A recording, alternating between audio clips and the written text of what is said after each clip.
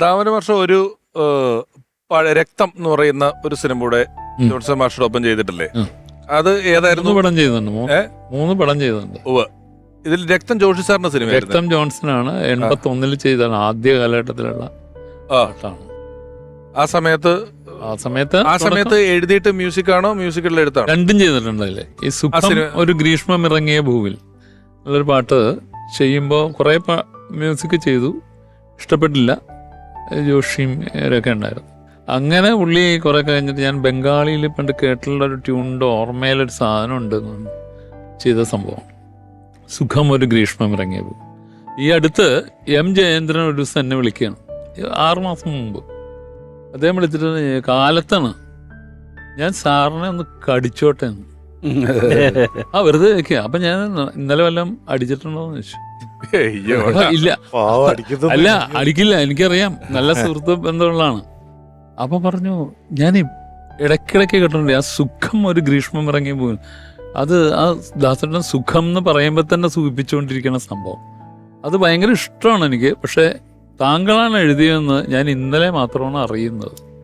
അതുകൊണ്ടാണ് എൻ്റെ അടുത്ത് വളരെ സൗഹൃദമുള്ള മനുഷ്യനാണ്, ഇതറിഞ്ഞിട്ടില്ല, പറഞ്ഞിട്ടില്ല. അപ്പോൾ അത് ചെയ്തത് വളരെ കഷ്ടപ്പെട്ട് BTHലിരുന്ന് എറണാകുളത്ത് ഭാരത് ടൂറിസമില്ല. അതിൻ്റെ കഥയിൽ എന്താ വെച്ചാൽ, ഒരു ഗ്രീഷ്മം ഇറങ്ങിയ ഭൂവിൽ നിന്നുള്ള പാട്ട് വരി എഴുതി കഴിഞ്ഞപ്പോൾ പ്രൊഡ്യൂസർക്ക് പിടിച്ചില്ല. ജഗൻ പിക്ചേഴ്സ് അപ്പച്ചനാണ്. ഗ്രീഷ്മം എന്നുള്ള വാക്കൊക്കെ ഭയങ്കര പ്രശ്നമാണ്. ഇത് നല്ല സുഖമുള്ള സംഗതി, എല്ലാം അമഞ്ഞു വന്നിട്ടുണ്ട്, പക്ഷെ ഇതൊന്നും എടുത്ത് കളയണം. അപ്പം എന്താ ഞാനും ജോൺസണ് അത് ഭയങ്കര ഇഷ്ടം. ജോൺസൺ ഈ പറഞ്ഞ പോലെ ലിറിക്ക് നല്ല ഇഷ്ടമാണ്, നന്നായിട്ട് വായിക്കുന്ന ഒരു മനുഷ്യനാണ്, സാഹിത്യമൊക്കെ ഇഷ്ടമാണ്. പാടി വരുമ്പോഴും ഗ്രീഷ്മം നല്ലത്. ജന്മം ചെയ്താൽ സമ്മതിക്കില്ല അപ്പച്ചൻ. ഞങ്ങൾ അപ്പച്ചനെ പറ്റിക്കാൻ വേണ്ടി സുഖം ഒരു വേനലിറങ്ങിയ ഭൂവിൽ നിഴൽ മാത്രം നോക്കി. പാട്ട് ട്യൂണിന് കറക്റ്റാണ്, കൊള്ളില്ല, ആ ഡെപ്തും കിട്ടില്ല. ആ വിഷ്വലിൻ്റെ ഒന്നും ഡെപ്ത് കിട്ടണ്ടേ ഒരു വാക്ക് കൊടുത്തു കഴിഞ്ഞാൽ. അറിയാലോ, ഇപ്പോൾ സത്യനൊക്കെ അറിയാൻ പറ്റുമത്, അത് കൊടുക്കാൻ പറ്റുന്നില്ല. ഞാനും ജോൺസണും കൂടെ പണിയിച്ചു. അപ്പച്ചൻ ഇങ്ങനെ ചെയ്തോട്ടെ, നമുക്ക് ദാസേട്ടൻ്റെ അടുത്ത് പറഞ്ഞ് ചട്ടം കെട്ടിയിട്ട് ഇത് കൊള്ളില്ല എന്ന് പറഞ്ഞ് ശരിയാക്കാമെന്ന്. സ്റ്റുഡിയോയിൽ വന്നപ്പോൾ ഞങ്ങൾ ദാസേട്ടൻ്റെ അടുത്ത് ഇങ്ങനെ പറഞ്ഞു, ഇങ്ങനെ ഒരു സംഭവമുണ്ട്, ഗ്രീഷ്മം എന്ന് പാടുക. അപ്പം അപ്പച്ചൻ കയറി ഇടപെടും. അപ്പം വേനൽ എന്നുള്ള വാക്കാക്കിയിട്ടുണ്ടല്ലോ എന്ന് പറയാം. അത് വേണ്ട ഗ്രീഷ്മം എന്ത് സുഖമാണെന്ന് പാടിത്തരാം എന്നിട്ട് ദാസേട്ടൻ്റെ ഗ്രീഷ്മം എന്ന് പറഞ്ഞാൽ അങ്ങോട്ട് പാടുക. ആ ഗ്രീഷ്മമാണ് അതിന്റെ ഏറ്റവും വലിയ സുഖം. പാടി ദാസേട്ടൻ ഗ്രീഷ്മം എന്നുള്ള വാക്കിന്റെ ഒരു ഡെൻസിറ്റി, ഡെപ്ത് കിട്ടുമോ? അതിന് കിട്ടില്ല. ഒരു ഗായകന്റെ കൂടെ സ്റ്റേറ്റ്മെന്റ് നമുക്ക് കാണാം.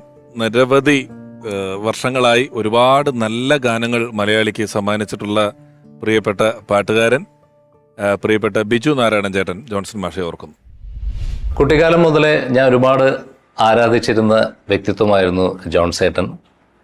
അദ്ദേഹത്തിൻ്റെ പാട്ടുകൾ പിന്നീട് പാടുവാൻ സാധിക്കുമെന്ന് സ്വപ്നത്തിൽ പോലും ചിന്തിച്ചിരുന്നില്ല. വളരെ കണിശക്കാരനായിട്ടുള്ള ഒരു സംഗീത സംവിധായകനായിട്ടാണ് ജോൺസേട്ടനെ ഞാൻ പലപ്പോഴും മനസ്സിലാക്കിയിട്ടുള്ളത്. ഒരു ഗായകനിൽ നിന്ന് എന്താണ് വേണ്ടതെന്ന് വളരെ കൃത്യമായിട്ടുള്ള ബോധവും അത് കൃത്യമായിട്ട് തന്നെ പാടിപ്പിച്ചെടുക്കാൻ ജോൺസേട്ടനുള്ളൊരു കഴിവ് എടുത്തു പറയേണ്ടതാണ്.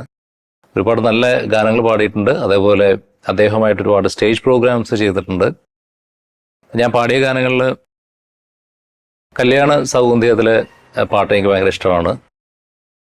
കല്യാണ സൗഗന്ധികം മുടിയിലണിയുന്ന തിരുവാതിരേ. അതേപോലെ നീ വരുവോളം സിനിമയിലെ പൂവോ നിലാവോ പാലാഴിയോ പൂക്കും കൊതുമ്പിൻ പൂന്തോണിയോ. അങ്ങനെ ഒരുപാട് നല്ല ഗാനങ്ങൾ അദ്ദേഹത്തിന് വേണ്ടി പാടുവാൻ സാധിച്ചിട്ടുണ്ട്. അതെല്ലാം ഒരു ഭാഗ്യമായിട്ട് കരുതുകയാണ്. അദ്ദേഹത്തിൻ്റെ ഓർമ്മയ്ക്ക് മുമ്പിൽ ബാഷ്പാഞ്ജലികൾ. ഓർമ്മയിലെന്നും ജോൺസൺ മാസ്റ്റർ എന്ന ഈ പരമ്പരയിൽ ഇനിയും ആ മഹാപ്രതിഭയെ അനുസ്മരിക്കാൻ നമ്മളോടൊപ്പം ഒരുപാട് പേര് എത്തേണ്ടതുണ്ട്. 1979 ജോൺസൺ എന്ന പേരിൽ ആദ്യമായി ഒരു സംഗീത സംവിധായകൻ പിറവിയെടുക്കുമ്പോൾ അന്ന് ആ ഗാനത്തിന് വരികൾ എഴുതിയ ദാമോദരൻ സാറിന്റെ സാന്നിധ്യം നമുക്ക് വളരെ വിലപ്പെട്ടതായിരുന്നു. ആ സാന്നിധ്യത്തിന് ഞങ്ങളുടെ പേരുള്ള നന്ദി ഈ അവസരത്തിൽ ഹൃദയപൂർവ്വം അറിയിക്കുന്നു. നന്ദി സാർ, താങ്ക് യു. ഞങ്ങൾക്ക് വേണ്ടി സമയം മാറ്റിവെച്ചതിന് താങ്ക് യു.